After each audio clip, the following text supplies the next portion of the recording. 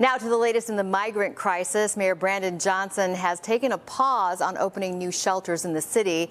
And while the state of Illinois has housed migrants in hotels during this deep freeze, the governor's office now says that will not continue. Our political reporter Marianne Ahern on the story for us. She's here now with much more. Marianne. Allison, there have been fewer buses over the last few days, but city leaders know that is temporary.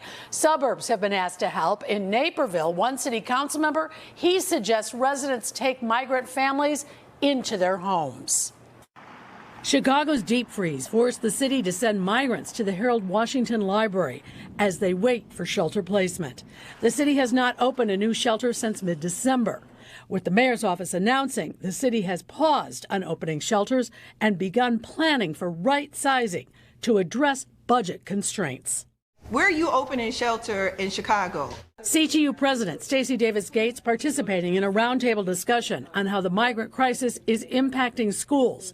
5,000 migrant students added to Chicago classrooms. I think we all understand. Governor Pritzker downstate today. The state had been providing hotel rooms for migrants, but says 200 migrant families have transitioned out of hotels to shelter sites. We are trying to keep, in very difficult circumstances, trying to keep people safe in shelters as we're moving them on to more permanent housing and jobs. The Naperville City Council discussed the migrant crisis last night. Taxpayer dollars are not and will not be used to house or aid potential migrants. Councilman Josh McBroom suggested perhaps residents will open their homes to migrant families. We do have a very affluent community.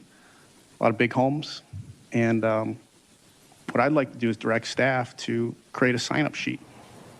So, for individuals that would be willing to house migrant families. And if there's people that would do that, God bless them.